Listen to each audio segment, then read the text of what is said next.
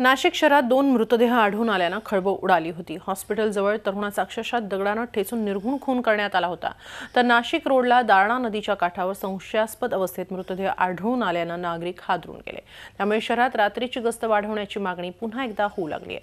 दरम्यान नाशिकमध्ये आज संध्याकाळी तिसरा मृतदेह सापडल्यानं खळबळ माजली आहे।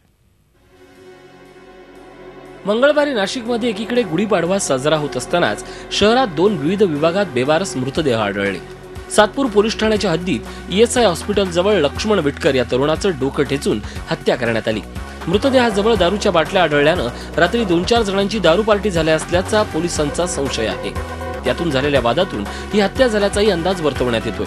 सकाळी 6 वाजता आम्हाला समजलं रुग्णालय ईएसआय हॉस्पिटल तिथं बेवारस सारखी यांची बॉडी पडलेली होती माझ्या बंधूची, आणि आपल्या गल्लीतलेच 2 पोरं आहेत ते ड्युटीवर चालले होते घंटागाडीत, तर त्यांनी ती डेड बॉडी पाहून मग आम्हाला कळवलं त्यांनी। मग तेवढ्यात आम्ही तिथं 6 वाजता आम्ही धावत गेलो आणि पुढचं तपास पोलीस करत आहे। लक्ष्मण दुर्गाप्पा विटकर हा 30 वर्षाचा तरुण आहे।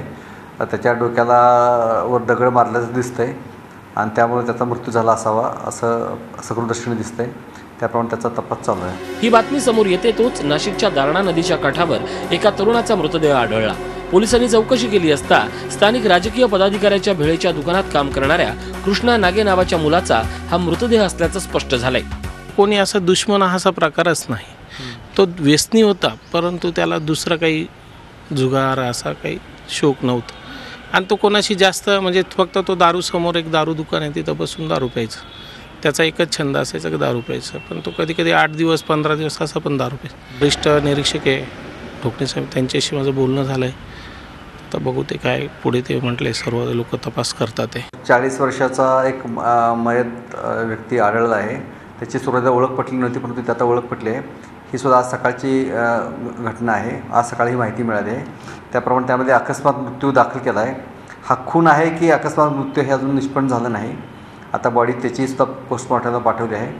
त्यानंतर आपला निष्कर्ष होईल की यामध्ये नेमका खून आहे की फक्त अन्य काही कारणामुळे मृत्यू आहे।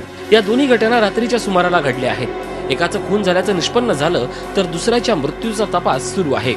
नाईट राऊंडला असलेल्या अधिकारी आणि कर्मचाऱ्यांनी परिसरात घडणाऱ्या घडामोडींवर बारीक लक्ष ठेवणं आता गरजेचं बनलंय।